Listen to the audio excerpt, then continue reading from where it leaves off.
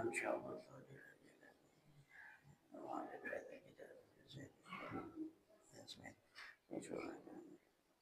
من أرواح آبائنا وأمهاتنا وأجدادنا وجداتنا وشيخنا ومعلمنا لمن حفظنا علينا ولمن أوصانا بالدعاء لجميع المؤمنين والمؤمنات المسلمين والمسلمات الأحياء منهم والأموات بسر الفاتحة.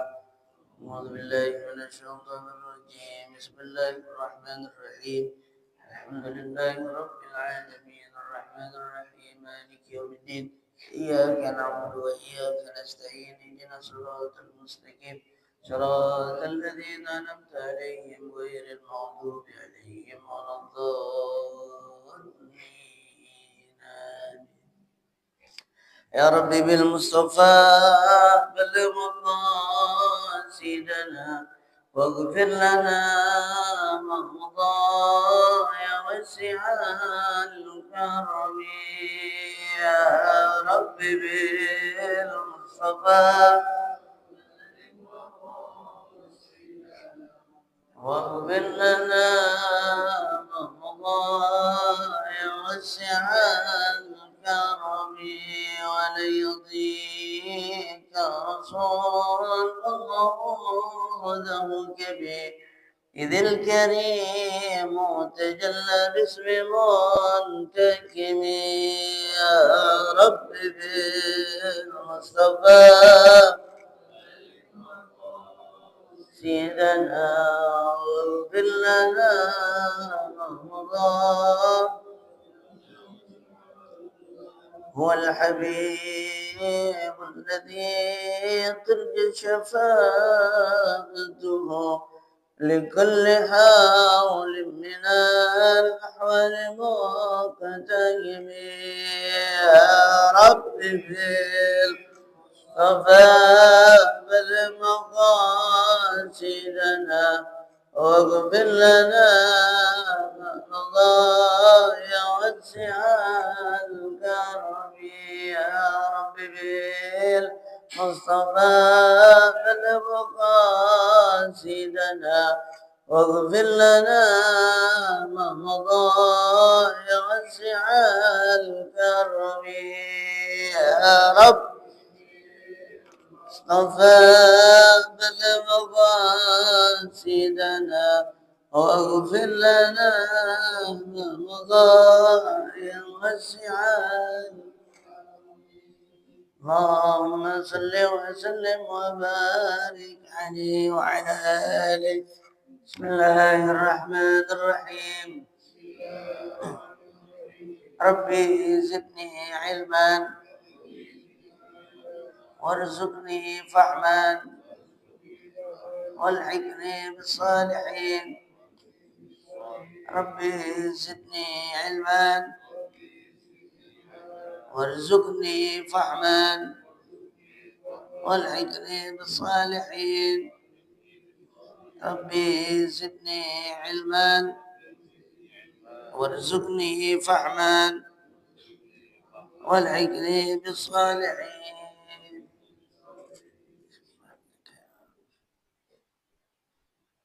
السلام عليكم ورحمة الله وبركاته.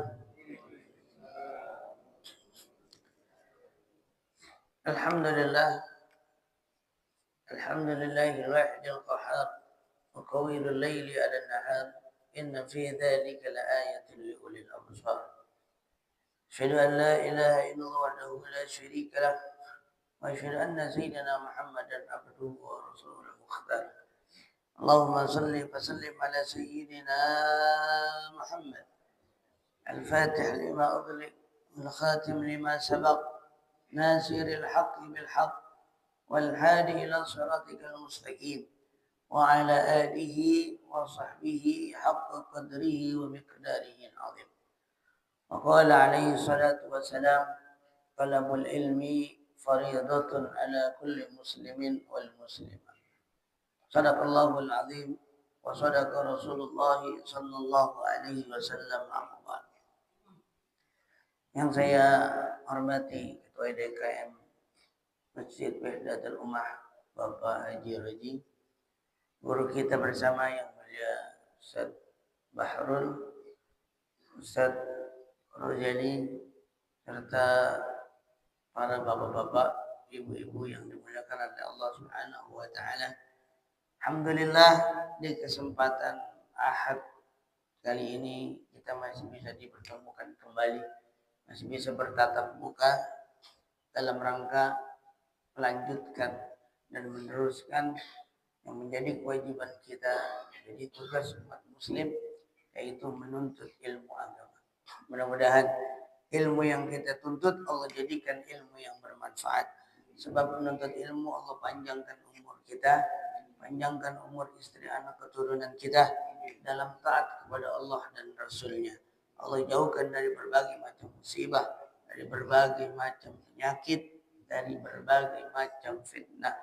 Allah kabulkan semua hajat-hajat kita, baik itu hajat dunia maupun hajat akhirat. Dan Allah tutup usia kita dalam keadaan husnul khatimah. Amin amin ya rabbal alamin. Bismillahirrahmanirrahim. Qala al-muallifu rahimahullahu ta'ala wa nafa'ana bihi wa bi ulumihi fid dharain amin. Kita masih membahas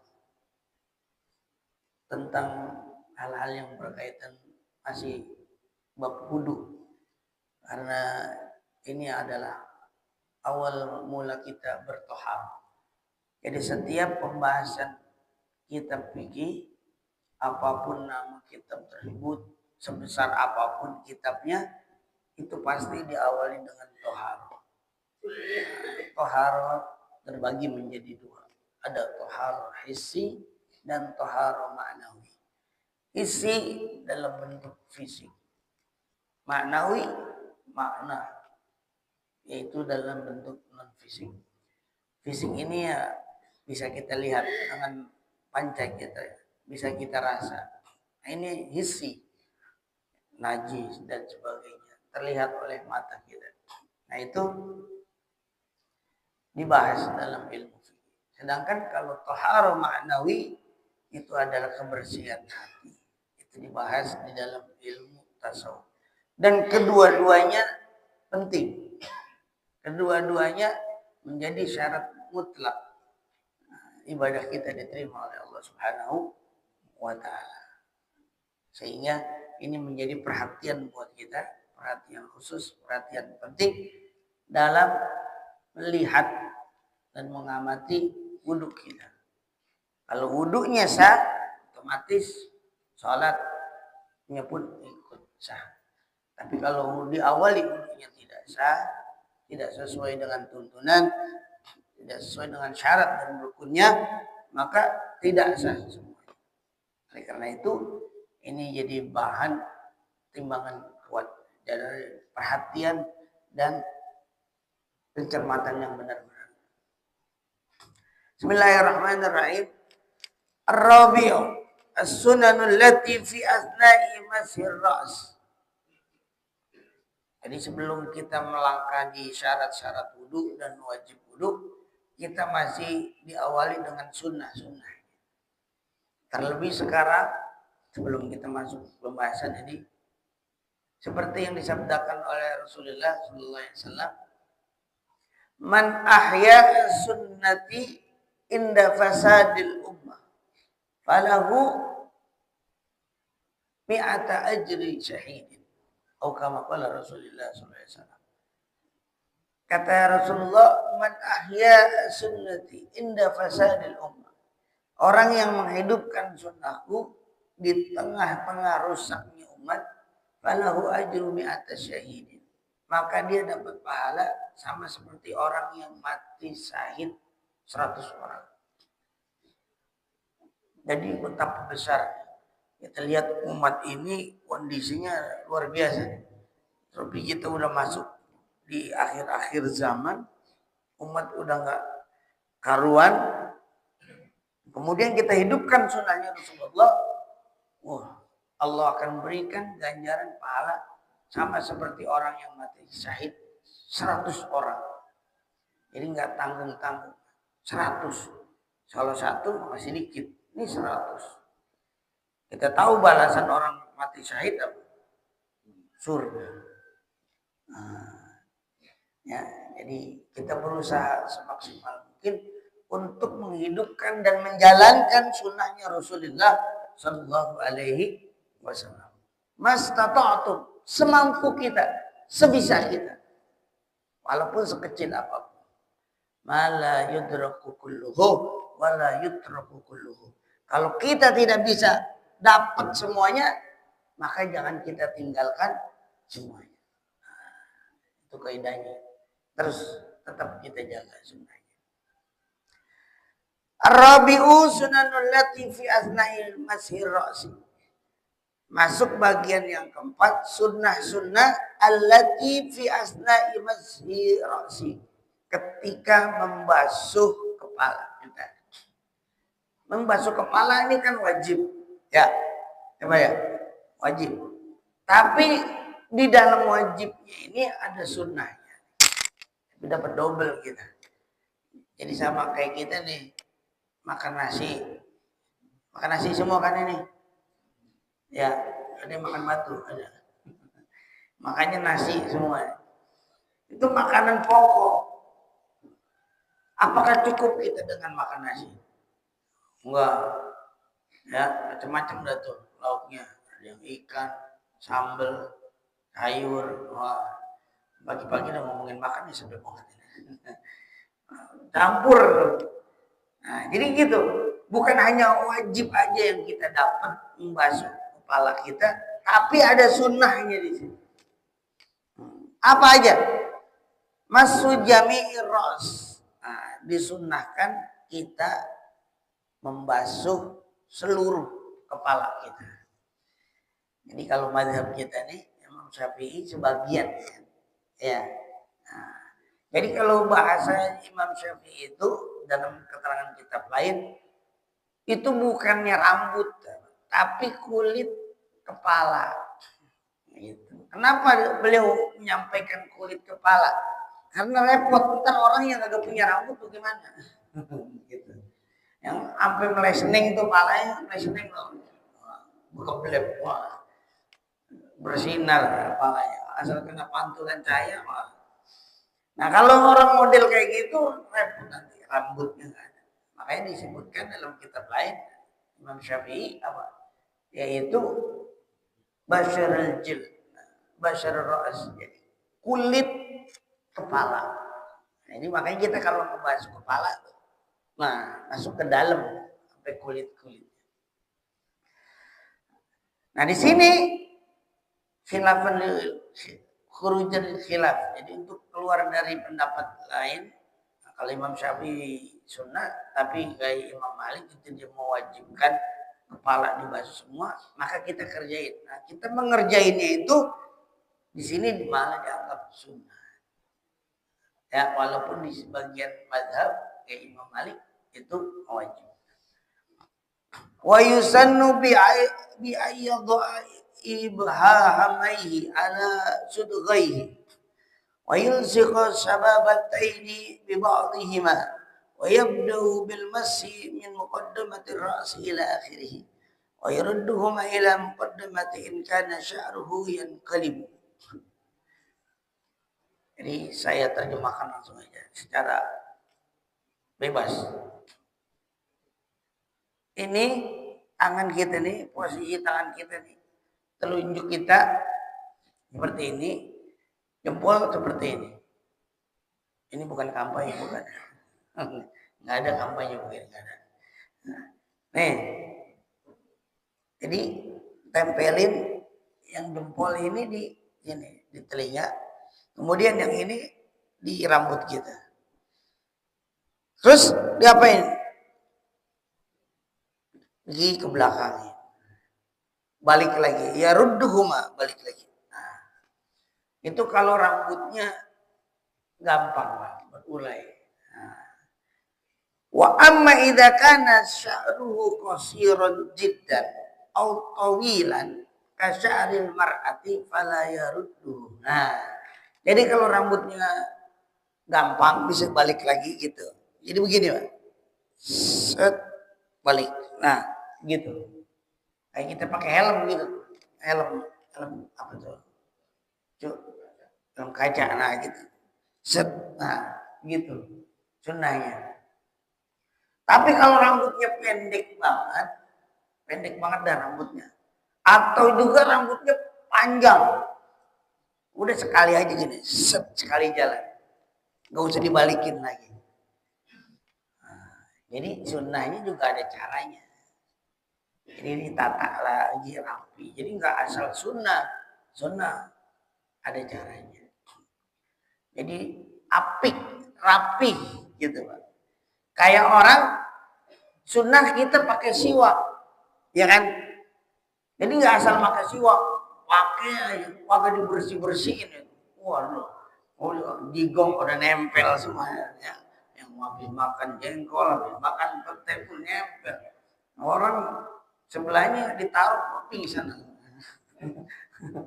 Ya, tetap dibersihin Pak, dicuci rapi. Jadi nggak asal-asal. Sunnah ini juga ada ketentuan.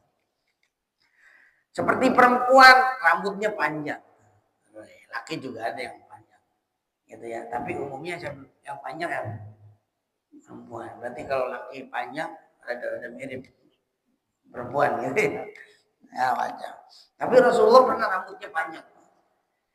Ya, jadi kita nggak menjas orang rambut panjang. Ini. Tapi Rasulullah juga pernah rambutnya panjang. Gitu. Tapi tetap rapi gitu. Yang ditekankan sini tuh rapi. Bukan asal panjang, berkele gitu kan. Wa yaqulu indahu, ada doanya lagi. Baca doa kita sunnah.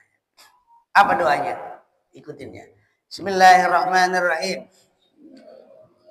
Allahumma ghashini birahmatika wa anzil alayya min barakatik wa azillini tahta zilli arsyik yauma la zilla illa zilluk.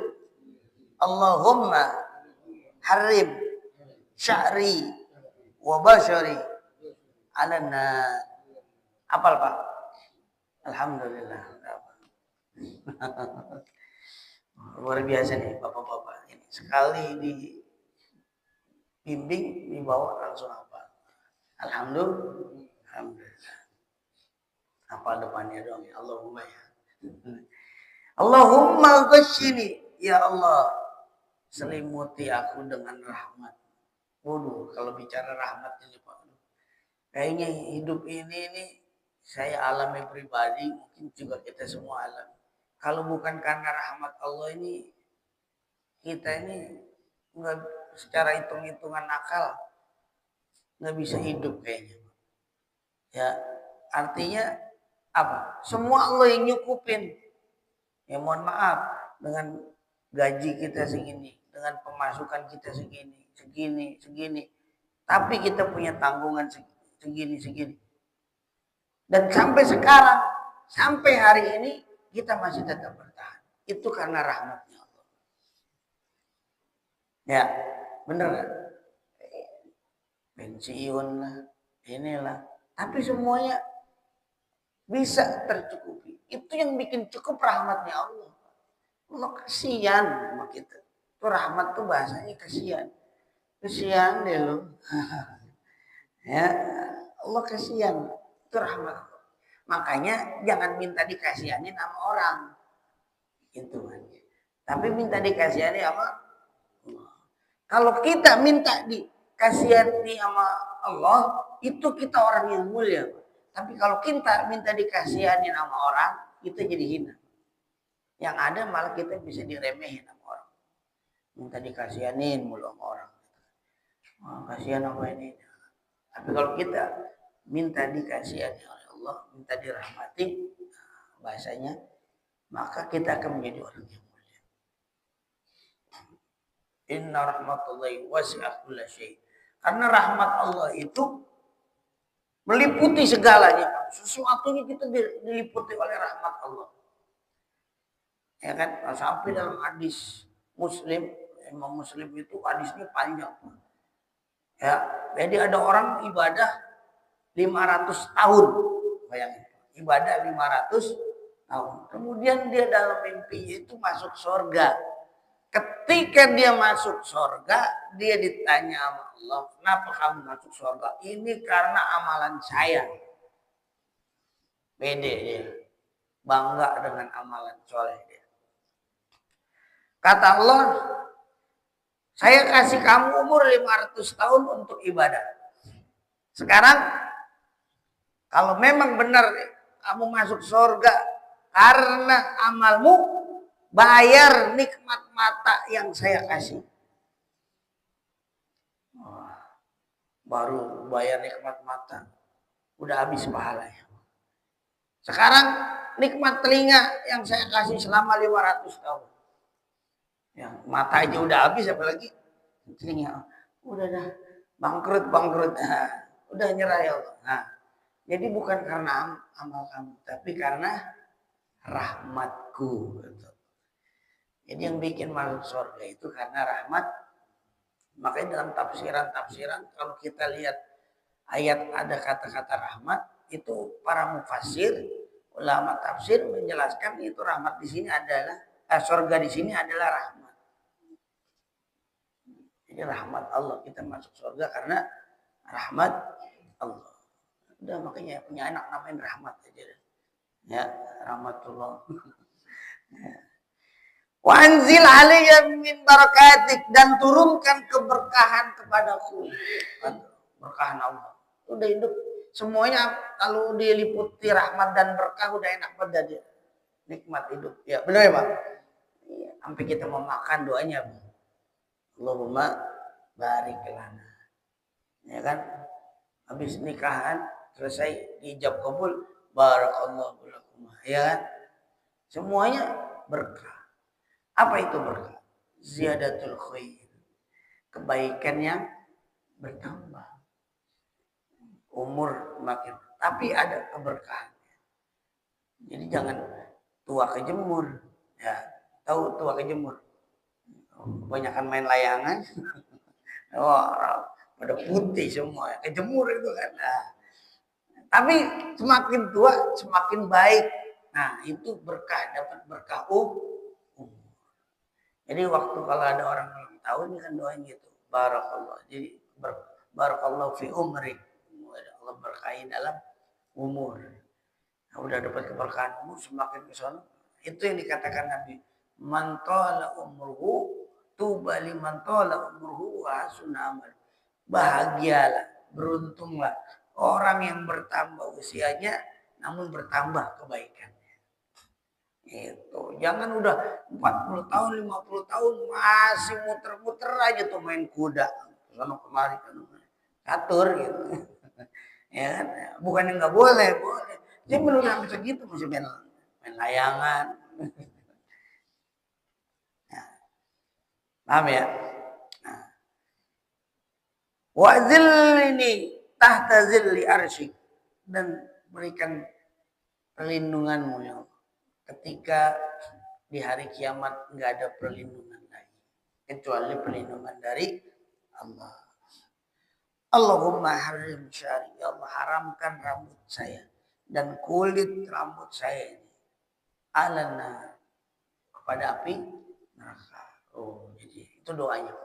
Jadi ketika basuh rambut bukan hanya sekedar basuh, tapi ada doa yang tersirat di situ. Kita baca doa. Itu sunnah, ya. Yang selanjutnya masul udhunaini ma'ar rasi, membasuh kepala kita ini, rambut kita berbarengan dengan telinga.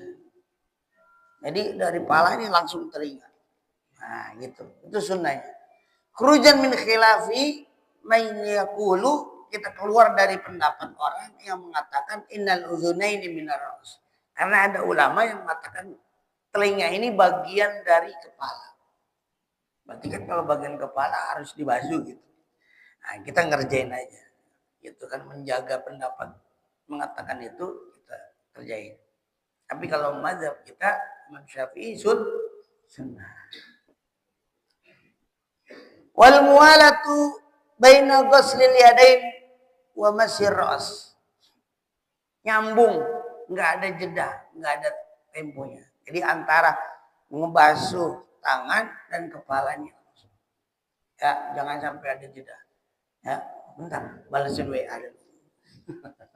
Ya, oh, ngupdate status dulu. Waduh, ya, lama ini. Yang selanjutnya, sunnah yang selanjutnya at-taslit fi mamadu 3 kali. Selalu meniga kalikan. Jadi 3. Karena prinsipnya itu. Innallaha witrun yuhibbul witr. Sungguhnya Allah itu ganjil dan Allah suka yang ganjil. 1 ganjil. Berapa lagi? 3. Nanti 1 istri. Terus berapa lagi? Kalau kirain istri para gitu. Ya. Al-khamisu, sunnah yang selanjutnya yang kelima. As-sunanu lati ba'da masyiras. Sekarang sunnah setelah ngebasuh kepala kita. Tadi itu kelar, di bagian kepala udah beres dah ya sunnahnya. Ada lagi sunnah setelah itu. Apa itu? Masul uzunain. Nah, basuh telinga. Nah, basuh telinga itu kan sunnah, Pak. Jadi selama ini kita mah diajarin sama guru-guru kita dulu, sama orang tua kita, itu udah satu paket. Ya, satu paket, tapi kita nggak tahu mana yang sunnah, mana yang wajib. Nah, sekarang baru ketahuan nih, mana yang sunnah, mana yang wajib. Ternyata ngebasuh telinga ini sunnah. Dan perlu diketahui juga ada sunnah di dalam sunnah. Nah, ini sering saya sampaikan. Ini dari tahun atu tadi saya ngomong. Ada sunnah di dalam sunnah. Jadi double kita dapatnya. Kita kerjain sunnah ini, terus di dalam sunnah itu ada sunnah lagi. Double kita. Nah. Apa sunnahnya nih? Ketika membasuh telinga kita. Doa apa? Ya, kita bareng-bareng lagi. Bismillahirrahmanirrahim. Allahumma ja'alni minal ladzina yastami'una qawla wa yattabi'una ahsana. Allahumma asmi'ni munadal jannah fil jannah ma'al abrar wa a'udzubika minan nar wa su'id dar. Gitu. Ini cara saya, Pak. Ya, ini mah akal-akalan saya aja biar pada kaget tidur gitu. Ya. Ya Allah, jadikanlah saya orang-orang yastami'unal qaula, yang mendengarkan ucapan. Ya, ucapan apa? Ucapan yang baik. Jadi ini didoain ketika basuh kuping supaya dengerin yang baik-baik aja. Gitu. Jadi itu pengaruh, Pak. Doa kita itu ngefek dalam kehidupan kita, terutama dalam wudu. Ketika kita basuh telinga, kita minta sama Allah nih telinga biar dengernya yang baik-baik aja. Ya, jangan dengerin gibah, jangan dengerin kejelekan orang, jangan dengerin ya. Pokoknya dengerin yang baik-baik. Ngajian, selawatan, zikir. Nah, kita dengerin itu. Ceramah, nasihat, mau'izah. Itu minta sama Allah gitu. Bukan hanya didengerin, fayattabi'una ahsana, dan mengikuti yang kebaikan tadi yang dia dengerin. Gitu. Makanya buka telinga kita, ya kan? Nah, jadi masuk, jangan keluar lagi. Masuk ke kanan, udah, jangan keluar lagi. Jangan keluar kiri, masuk kanan, keluar kiri. Itu namanya numpang lewat doang. Jadi masuk kanan, masuknya dari kanan. Gak apa-apa dari kiri juga gak apa-apa masuk. Yang penting masuk. Nah, bagus dua-duanya, Pak. Udah, jangan keluar lagi. Dan ini dahsyatnya, Pak. Kenapa Allah bilang dalam Al-Quran, Allah katakan inna sam'a wal basar wal fu'ada. Allah nyebutin telinga dulu, baru penglihatan. Nah, ternyata hikmahnya setelah dikaji itu, pendengaran itu lebih tajam daripada penglihatan. Tapi orang lebih banyak sering buat kesalahan. Kalau kata ulama, al-basar asyaddu hifzan minas sam. Karena penglihatan ini paling susah jaganya. Karena orang banyak maksiat itu lihatnya dari mata. Nah, lebih sulit menjaga pandangan daripada pendengaran. Tapi secara fungsi itu lebih utama telinga dulu. Lihat bayi. Waktu lahir bisa ngelihat nggak? Ya, belum bisa lihat apa-apa. Ya kan? Begitu bayi lahir, yang pertama kali dalam agama kita ada apa? Disuruhnya apa? Adzan. Kenapa? Karena pendengaran. Inna sama. Dengar dia udah pertama kali. Inna sam'a wal basar wal fuada. Makanya Allah sebutkan ini pendengaran. Luar biasa. Ya adzanin, komatin. Pelan-pelan aja nih Pak. Yang mentang-mentang tukang aja di masjid aja kencang banget. Wow. Ya, mau kuping anaknya pecah ya kan. Ya kan. Adzan. Nah, komat. Saya kasih ilustrasinya yang gampang gini dah. Kita lagi ngobrol sama teman kita nih. Ngobrol, tahu-tahu dia keluar di situ, di balik tembok. Nah, waktu pas ngobrol kita bisa ngelihat dia, ya kan ya, bisa ngelihat. Tapi ketika dia keluar dari ngobrolan dari tempat itu, dia keluar di belakang tembok. Kita bisa ngelihat lagi nggak? Nggak, kita nggak bisa ngelihat. Tapi kalau dia ngomong di belakang, dia bersuara di belakang tembok itu kita masih dengar. Nah itu logikanya gitu. Jadi pendengaran itu lebih. Makanya ulama-ulama juga banyak yang buta. Tapi beliau-beliau pada hafal Quran. Ya, Al-Quran. Dan dengarnya pendengarannya tajam. Suara trompak aja dia bisa dengar. Pendengaran. Jadi Allah tambahin lagi, lebihin. Walaupun matanya nggak bisa lihat, tapi pendengarannya Allah kasih porsinya lebih. Nah, jadi intinya kita didoain di kuping ini biar dengar yang baik. Allahumma asmi'ni munadiyal jannah. Ya Allah, dengarkanlah saya suara panggilan dari surga. Ya, panggilan malaikat, panggilan bidadari, wah, panggilan baik. Supaya kedengeran. Ma'al abrar, bersama orang-orang yang baik. Wa'udzubika, dan aku berlindung kepadamu ya Allah minan nar. Itu kan dari neraka, wasu'idar, rumah yang buruk, yang jelek. Jadi rumah ini diibaratkan di dunia maupun di akhirat.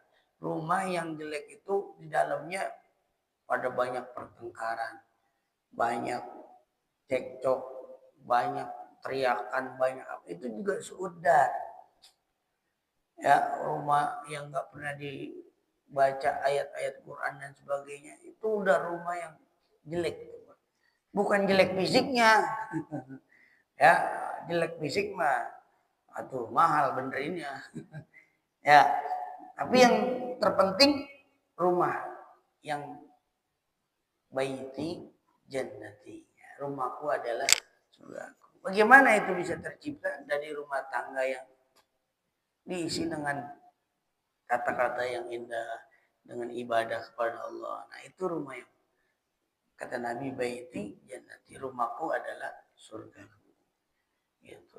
Dimulainya dari situ Pak, dibangun. Kalau mau bangun negara, mulainya dari rumah tangga dulu. Rumah tangga naik ke tetangga, nah, sebelahnya tangga yang baik, ya kan, menolong, peduli dan sebagainya. Gitu kan. Bahkan diancam oleh Rasulullah, kita bisa bolak-balik umroh, kita bisa bolak-balik haji dan sebagainya, tapi tetangga kita lapar, nah, ya kan, itu banyak hadisnya. Tetangga kita lapar, ya percuma saja ibadah kita, karena kita tidak punya kepedulian, ihtimam bi umuril muslim, dengan saudaranya. Kita tidak punya perhatian, kita tidak peka dengan saudara kita, dengan tetangga kita.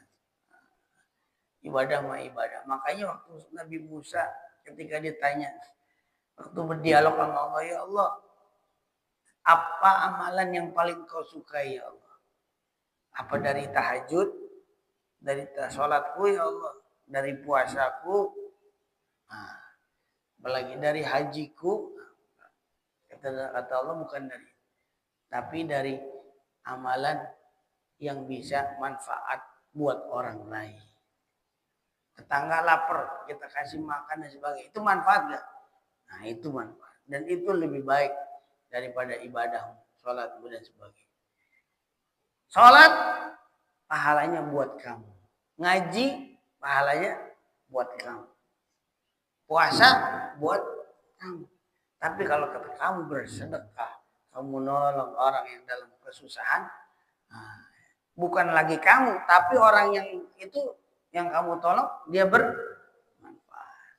Itu selevel Nabi Musa. Itu ya, apalagi kita. Kita harus lebih peka dengan sekitar kita. Jangan kita sibuk dengan ibadah-ibadah, tapi hablum minan nasnya enggak benar.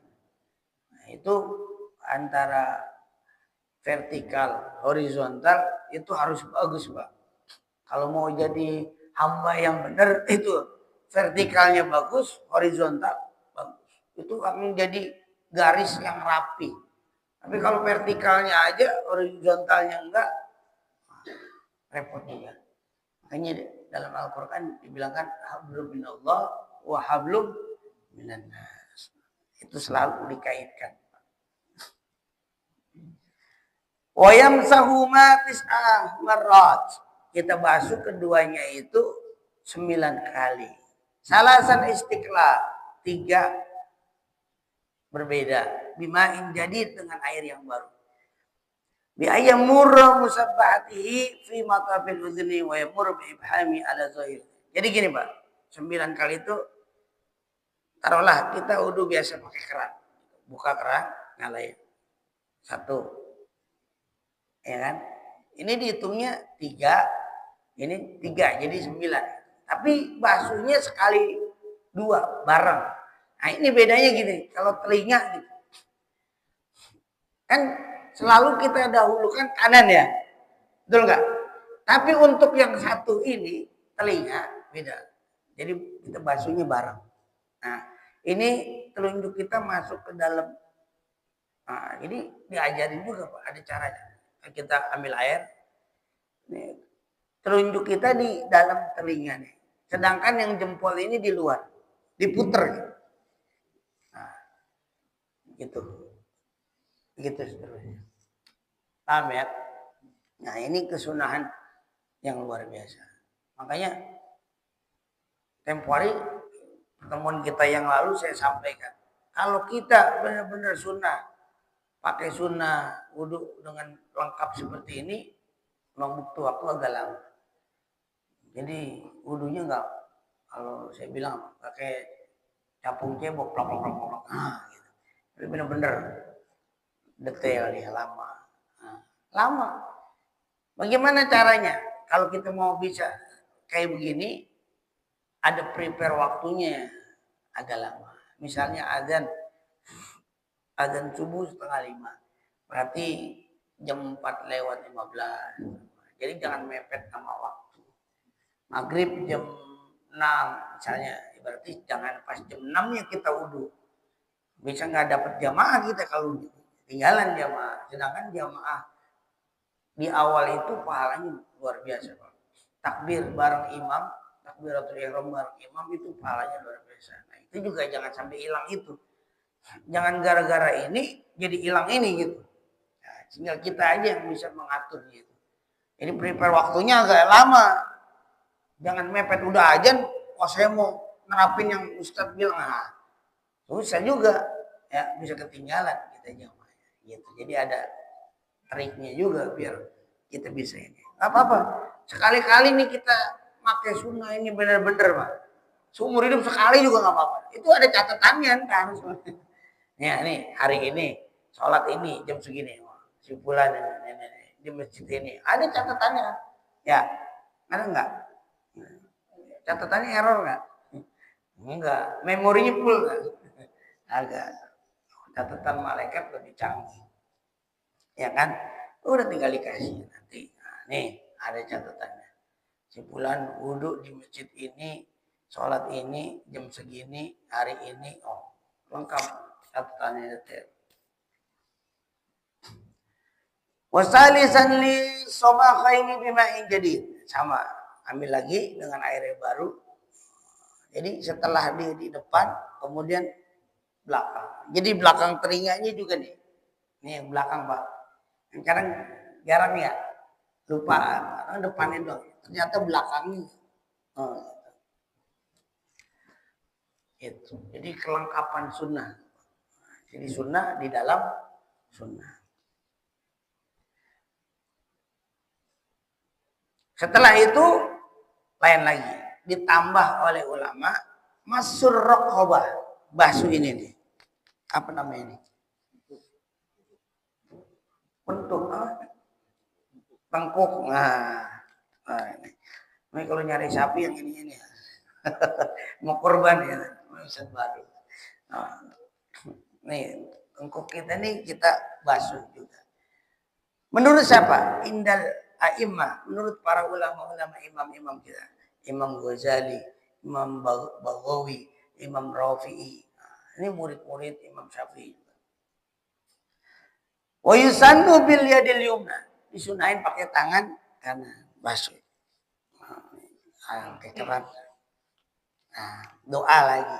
Allahumma fukka raqabati. Allah bukakanlah ya Allah. Pundak saya ini minanna dari api neraka. Wa udzubika min salaisil wal aghlal. Saya berlindung ya Allah dari rantai-rantai yang melilit di api neraka. Ada aglan min salasil wa aglan. Jadi ada gambaran di neraka itu orang dililit pakai rantai. Kalau cibang rantai doang, ini rantai tapi dari api. Bayangin, wah udah rantai aja sakit dililit rantai. Pakai api. Nah, kita berlindung daripada Allah.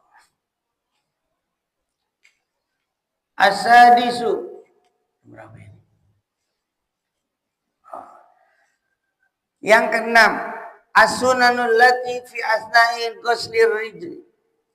Sunnah-sunnah ketika membasuh kaki. Nah, membasuh kaki kan wajib. Tapi di dalam wajibnya ini ada sunnahnya. Apa itu sunnahnya? Jadi sunnah itu kalau saya kasih lebih pas bahasanya, dia merapihkan gerakan kita gitu. Jadi rapi gitu, apik. Nah, bagaimana? Ayab tadia minal asabi. Dimulai dari mohon maaf, apa nih? Jari-jari ini. Nah, jari-jari kita nih. Jadi waktu basuh kaki mulainya dari jari-jari kaki kita. Idza kana yasubul ma ala nafsi. Kalau dia nuangin air sendiri. Maksudnya apa? Dia yang nyiram sendiri. Tanpa bantuan apa-apa. Dia nyerokin.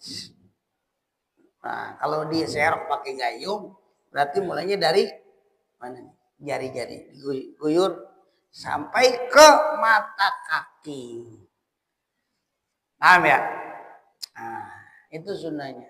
Jadi mulainya dari jari-jari kita guyur.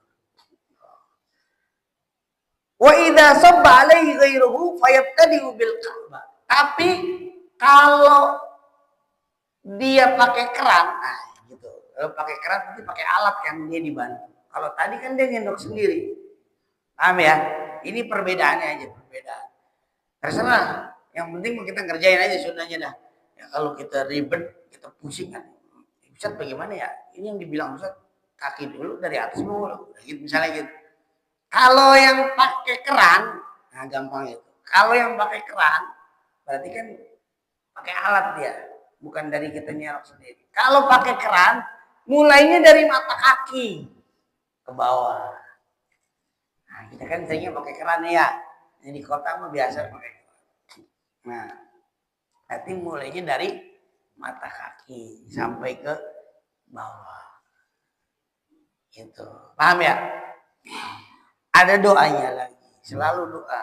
Pokoknya mah semuanya doa lah. Ya, doa kan memang senjata kita. Gitu ya. Kita bisa menang sama Belanda kan. Kalau bukan doa, apa itu? Ya kan? Tank, senjata canggih, meriam, bom. Itu yang punya dia semua. Gitu loh. Kalau kita dengar cerita sejarah cuma bambu runcing. Ya, benar nggak? Iya. Makanya kan dalam undang-undang dengan rahmat diakuin, ya kan? Dengan rahmat Allah, maka kemerdekaan, kemerdekaan karena rahmat Allah. Nah, walaupun agak lama itu 350 tahun, tapi diakuin rahmat Allah. Ya, kita kan awal mulanya ulama pada doa ya Allah. Akhirnya dicetuskanlah revolusi jihad, baru semangat umat Islam. Jihad Belanda maju. Makanya kalau udah urusan jihad, yang tukang teler paling depan. Wah, kalau udah bahasa jihad, yang tukang teler juga di depan. Ada jihad, gitu. Urusan itu belakangan, yang penting gue maju dulu. Ya, nah, doanya Allahumma tsabbit qadami, ya Allah, tetapkanlah ala sirat, waktunya lewatin siratul mustaqim, ma'a aqdami ibadika shalihin, bersama kaki-kaki orang soleh. Wah, jadi itu ntar kalau dalam keterangan beberapa kitab, orang lewat siratul mustaqim itu gayanya macam-macam, Pak. Ya, jenisnya macam. Ada khatib yang seperti kilat yang menyambar. Cepat dia nyebrang. Wah, itu siratul mustaqim bawahnya neraka. Malaikat jabannya udah begini-begini. Wah, narik-narik pakai kail. Wah, bayangin. Kalau kita cemplung di bawah, itu 500 tahun, Pak. Bayangin. Sedangkan perbedaan kita nih di dunia dan akhirat itu 1000 tahun. Ka'alfi sanatin mimma ta'udun. Ya, sehari di akhirat 1000 tahun di dunia. Oh, bayang. 500 tahun kita udah dari teriak sampai berhenti, teriak lagi agak nyampe-nyampe. Oh. Udah gitu jatuh bawahnya, Pak. Neraka lagi. Waduh, bayangin. Malaikat udah begini, malaikat jawabannya lewatin siratul mustaqim. Nah, itu nyebrangnya macam-macam. Kalau orang-orang soleh, para wali, para aulia, para ambia, semua pasti ngelewatin neraka.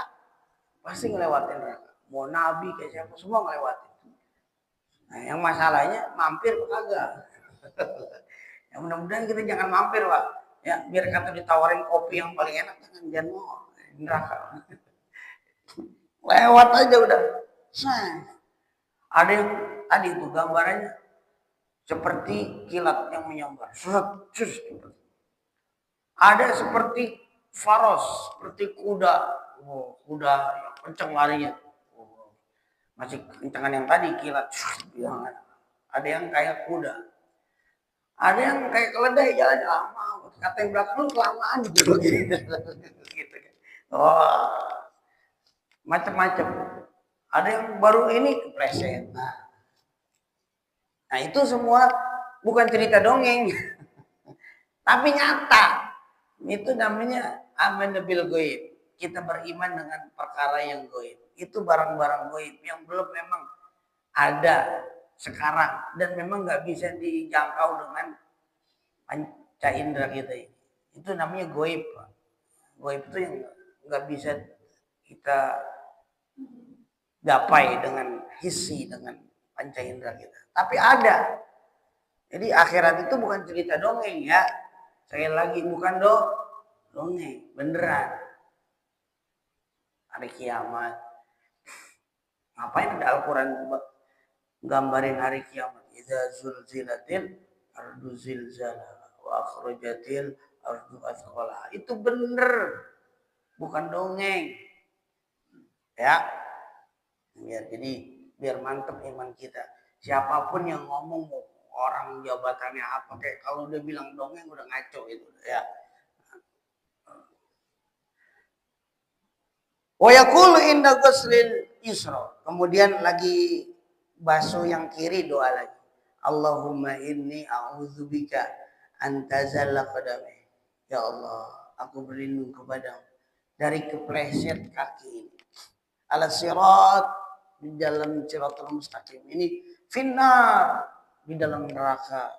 Yauma tazil aqdamul munafikin wal musyrikin tuh. Jadi orang-orang yang kepleset tuh orang yang munafik sama orang-orang yang musyrik. Maka dalam Al-Quran lebih dahsyat lagi.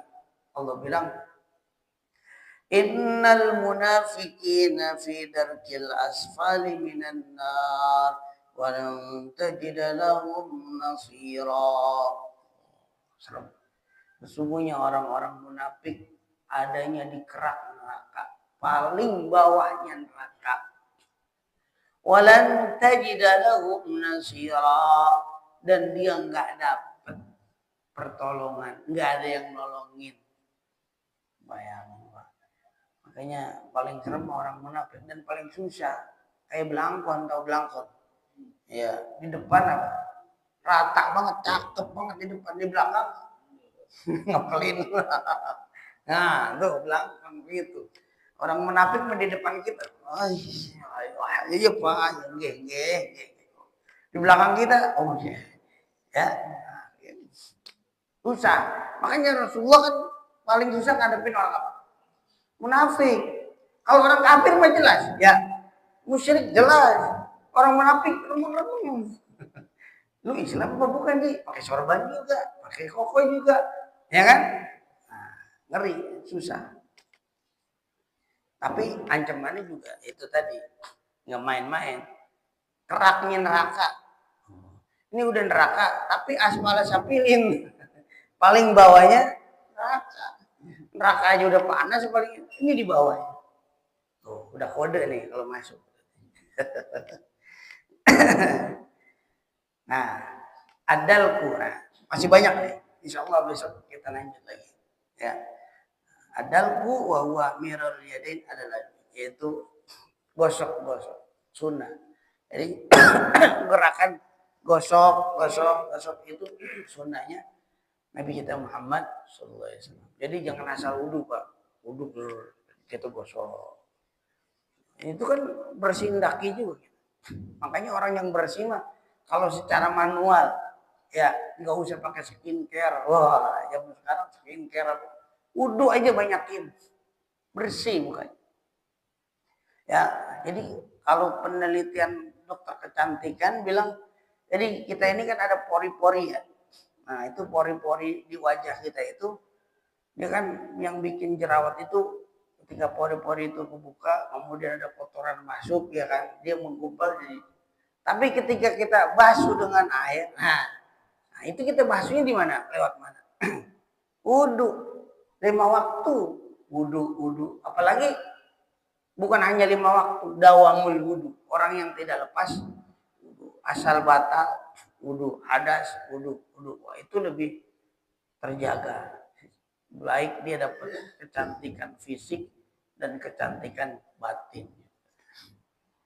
Dah, nanti kita sambung di pertemuan yang akan datang. Gitu ya. Karena waktu kita udah masuk isyraq nih ya. Ada yang mau bertanya? Ada.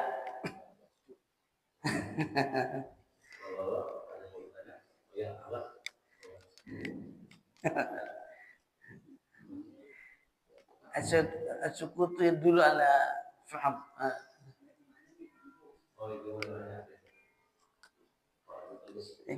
Ini surat cinta nih. Itu bacain. Bismillahirrahmanirrahim. Assalamualaikum warahmatullahi wabarakatuh. Waalaikumsalam. Izin bertanya, saya mohon menjelaskan orang yang tidak membedakan menurut kitab Tanbihul itu ada 7 golongan dari yang 1 sampai 7. Yang 1 itu namanya bergila,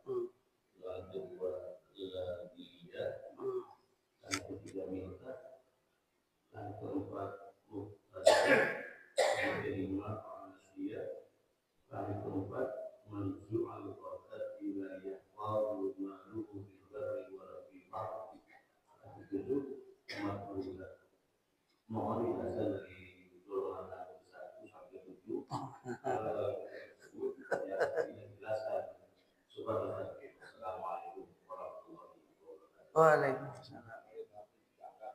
Ya kan. Tambiul Gofilil ya Bu ya. Kitabnya ada sih. Mungkin nggak bawa ya. Gimana nih ya? Utang apa? Ya. Jadi memang ada, kalau di zaman Sayyidina Abu Bakar itu ada mani zakat. Orang yang nggak mau bayar zakat itu boleh diperangi. Itu zaman Sayyidina Abu Bakar. Jadi pas waktu Rasulullah meninggal, nah, itu kan mulai goyah, ya kan, keimanannya mulai goyah. Nah, sampai diantara orang-orang Muslim itu nggak mau ngeluarin zakat, nah, hingga diperbolehkan untuk diperangi mani zakat. Nah, untuk ini keterangan ini saya sedikit aja ya, karena itu ada 7 ya, ada 7 ya. Hah? 7. Ya, perlu saya buka lagi dalam kitabnya. Ada emang kitabnya Tambiul Gofilin, ada syarahnya, ada matanya juga. Yang pertama bakhil, itu udah pasti. Tadi kan ada pertama itu bakhil. Bakhil itu adalah penyakit yang kadang kita tidak sadari. Bakhil itu termasuk penyakit batin, ya. Dan kata Imam Ghazali, penyakit batin ini lebih bahaya daripada penyakit zahir. Kenapa? Alasan beliau, kalau penyakit batin itu sang penderita dia nggak tahu, tapi orang lain tahu. Kalau penyakit zahir, yang penderita ini tahu, gitu. Ya kan? Orang lain bisa aja nggak tahu. Contoh, bisul. Yang derita tahu kan, ada pantat itu bisul. Tahu-tahu temennya main tepok aja di belakang. Apa kabar? Berasa. Ya. Nah itu yang penderita nggak tahu. Dan itu efeknya cuma di dunia aja. Bisul ya paling lama berapa lama sih gitu kan? Bisa sebulan ya, banter-banter mati dah gitu kan. Udah selesai. Tapi kalau penyakit batin, ya termasuk bakhil tadi itu sampai akhirat. Nah itu yang bahaya. Dan lebih parah lagi, bahaya lagi, si penderita nggak tahu. Kayak orang sombong. Orang sombong itu dia nggak nyadar kalau dia sombong. Tapi orang yang di sekitarnya tahu dia itu sombong. Makanya Sayyidina Umar kan pernah waktu beliau khutbah di depan halayak, beliau bilang begini, siapa yang pernah melihat saya sombong? Nggak marah, bahkan mau dikasih duit.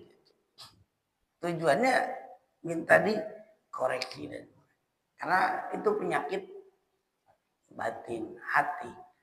Nah, bakhil juga dahsyat. Bahkan kata Nabi, al-bakhilu aduwullah, qaribu minan nar wa ba'idun anil jannah. Musuhnya Allah, dekat sama neraka, jauh sama surga. Orang bakhil. Syarat mutlak. Nah, syarat mutlak jadi wali salah satunya syaratnya apa? Dermawan. Sakhawatun nafs, punya jiwa dermawan. Dermawan nggak kudu kaya. Dermawan nggak kudu kaya. Kalau nungguin kaya kagak dermawan. Ya, ada orang kaya kita bertamu di rumahnya. Biasa orang kaya semuanya apa aja ada, punya makanan dan sebagainya. Secara hitung-hitungan logika kita. Tapi karena tidak ada kedermawanan, nggak punya sakhawatun nafs, sehingga apa? Kita bertamu, air lagi yang keluar. Udah kayak di akuarium kita, air mulu main. Ya, ada kita bertamu di orang miskin, orang biasa, tapi luar biasa nyamannya. Itu standarnya, Pak, standar biasa. Jadi Imam Syafi'i punya kitab namanya Al-Bukhala. Namanya Al-Bukhala. Bukhala itu artinya orang-orang pelit. Ini seru nih kitabnya. Beliau ngarang. Jadi disebutin tuh kriteria orang-orang pelit gini. Saya nggak usah sebutin ya, takut ada antar di sini kita. Nah, kemudian beliau bertamu ke rumah seseorang. Dilihat ini orang potongannya sama di dalam kitab-kitab ini. Wah, ini ada nih, memenuhi syarat nih orang pelit gitu ya. Tapi Imam Syafi'i beliau nggak mau seuzur. Ya, enggak. Ya, ini kitab salah, kitab saya yang salah. Ya, nggak ada. Tapi secara ilmu yang beliau dapatkan, yang dilihat syarat-syarat itu udah memenuhi. Tapi beliau masih nggak percaya, nggak mungkin. Di mana beliau nggak percayanya? Karena begitu dia nyampe, disambut, ahlan, wassalamualaikum. Wah, dirangkul, kasih makanannya potongin kambing 1 ekor. Wah, makan. Terus kalau biasanya orang Arab, duhen kasih minyak, Pak. Kalau tidur diolesin minyak. Wah, Imam Syafi'i semalaman mikir tuh, Pak. Waduh, berarti kitab saya nih nggak bener nih. Berarti nggak boleh dipublikasi ini bahasa kita gitu. Udah saya mau bakar aja kitab saya ini, salah kitab saya. Udah tuh akhirnya Imam Syafi'i tidur. Begitu besok pagi mau pamit, selesai subuh pamit ya. Oh ya, mohon maaf Imam, sebelum pulang ini struknya keluar. Kata Imam, salam teh kita habis, kamu udah nyelamatin kitab saya kan. Ternyata apa kriterianya bener ada. Jadi pas begitu selesai, kata orang ini Tuan, ini struknya keluar semua semalam. Bayar. Ini. Oh, kata Imam Syafi'i, salam tak kita bio, kamu udah nyelamatin kitab saya. Gitu. Padahal nggak tahu dia Imam Syafi'i ngarang kitab apa. Kriteria orang bakhil. Jadi orang bakhil, orang lebihnya itu ya, orang bakhil semuanya itu dianggap punya dia, gitu kan, tanpa memikirkan sekitar. Makanya kan kalau kata Nabi, la hakun siwa zakat. Ada hak lagi selain zakat. Kalau zakat itu kan wajib. La hakun siwa zakat. Zakat itu harus kita keluarkan. Namun ada hak selain zakat juga ada. Kadang kita terbatas cuman zakat. Sedangkan zakat itu wajib. Makanya dipaksa kita zakat supaya terhindar dari penyakit yang namanya bakhil. Nah, yaitu penyakit beli. Wal biarinlah, biar kata setahun sekali zakat fitrah itu ya. Insya Allah nanti kita lanjut lagi ya, karena lumayan itu banyak. Itu juga saya harus buka lagi Tambiul Ghafilin. Allah alam. Ada lagi? Enak. Ya Bibi. Bismillahirrahmanirrahim. La ilaha illallah. La ilaha illallah. La ilaha illallah. Muhammadur Rasulullah sallallahu alaihi wasallam, kalimat haqqin 'alaiha nahya wa 'alaiha namut wa 'alaiha nub'atsu insyaallah ta'ala minal aminin amin ya rabbal alamin. Rabbana anfa'na bima 'allamtana wa 'allimna ma yanfa'una warzuqna ilma yanfa'una. Allahumma inna na'udzubika min ilmin la yanfa' wa min du'ain la yustajabu laha wa min qalbin la yakhsha. ربنا تقبل منا إنك أنت السميع العليم وتب علينا إنك أنت التواب الرحيم. ربنا آتنا في الدنيا حسنة وفي الآخرة حسنة وقنا عذاب النار. وصلى الله على سيدنا محمد النبي الأمي وعلى آله وصحبه وسلم والحمد لله رب العالمين. السلام عليكم ورحمة الله وبركاته.